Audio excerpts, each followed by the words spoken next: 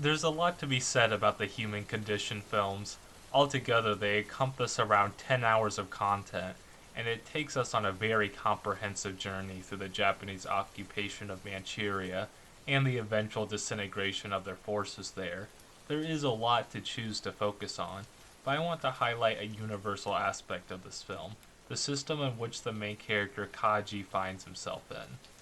The system here is obviously specific to Imperial Japan, which in name no longer exists, specifically the way things had become toward the end of the war.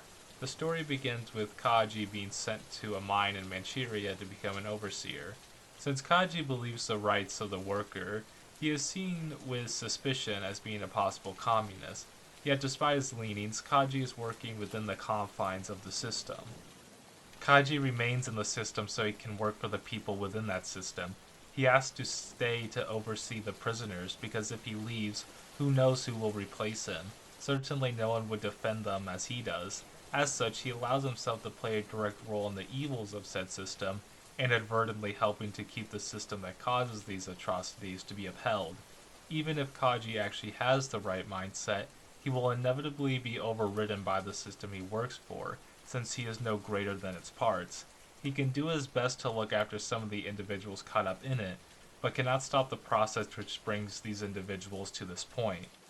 There's one particular scene that sticks with me from the second film, where Kaji's higher up refers to him as a spring.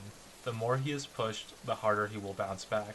As such, the higher up simply doesn't push him, allowing for the gears of the system to continue turning without interruption. The reason this scene remains with me is because of its truth. The systems we live in can crush as many people as it wants under its treads, but as long as it doesn't push its general populace too far, it can continue as is. It's at the end of the first movie when Kaji is pushed too far to remain within the bounds of the system. 7 prisoners are to be executed by the Kenpentai for attempting to escape, as they put it. However, the execution is obviously unjustified and meaningless. Kaji spends the entire night calling everyone he knows within the system that can stop the execution, but no one cares enough to. Kaji can't stop the execution through the system, because this system and its unjust executions are not exclusive. Executions are part of the system. It's during the execution that Kaji forgoes the approach of working within the system. Instead, he steps out of it to save the prisoners, leading to the prisoners themselves rising up in protest in what is one of cinema's most empowering scenes ever. The system is forced to temporarily break, and the prisoners that hadn't already been executed are freed. Kaji, though, has to contend with the knowledge that there were those he couldn't save. After he broke the system, he isn't given much reflection time, as he is captured and tortured relentlessly by the military for his transgression. Even the slightest break from the status quo, even just defending those who are negatively affected by the power structures, is all it takes to lose all social standings one has developed their entire lives. The system doesn't grant passes, it doesn't want to. The system can't be wrong, it can't be mistaken.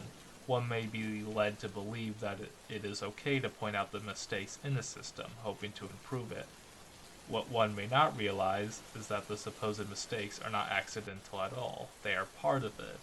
One is demanded to go along, hence why Kaji can't save the prisoners conventionally, and further why he is not respected for wanting to save their lives. He stood against the system.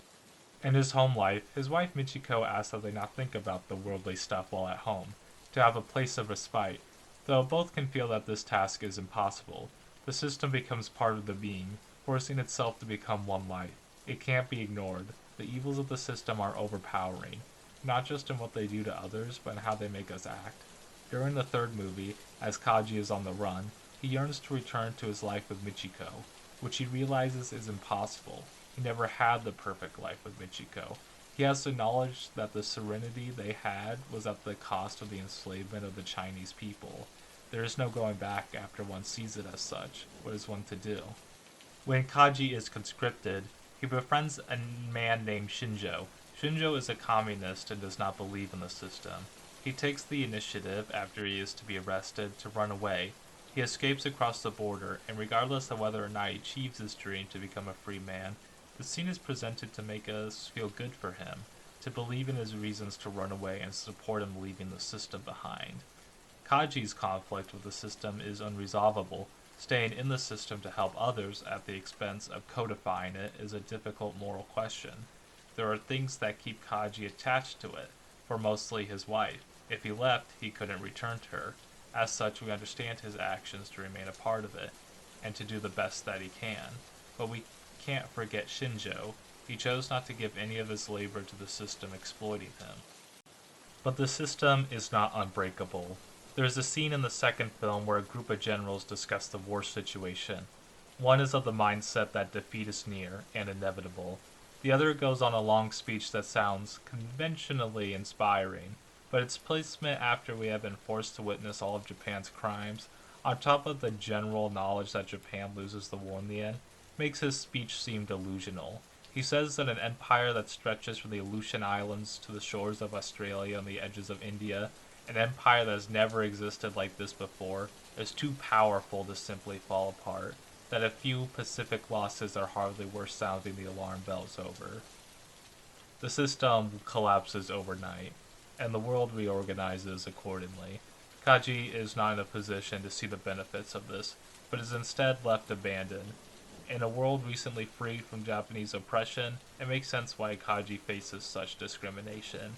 We, the audience, may know that he stood up for others, but to the ordinary person, it doesn't matter. As Kaji travels, he comes across a Japanese encampment in the mountains. The Japanese military has been dissolved and the war is over. Everyone knows this. Yet the leader of this encampment insists on carrying on the fight, preparing himself to join the coming revival of the Chinese Civil War. The system has infected this man so dearly that even as it implodes before his very eyes, he refuses to let go of it despite the fact it no longer exists. Perhaps this is a reflection of how even today people still fail to condemn the Japanese military of the past, who insist on a revival of it. When Kaji was asked what caused a soldier's suicide, he bluntly said that the cause was the military, not bad actors in the military, but the military itself, the system itself. Tearing the system down is not the end, but removing the system from the fiber of our very being. The road is long and difficult, and even in this story, Kaji fails to make it out, but it's not impossible. Anyway, that's all I got for today's video, and as always, thanks for watching.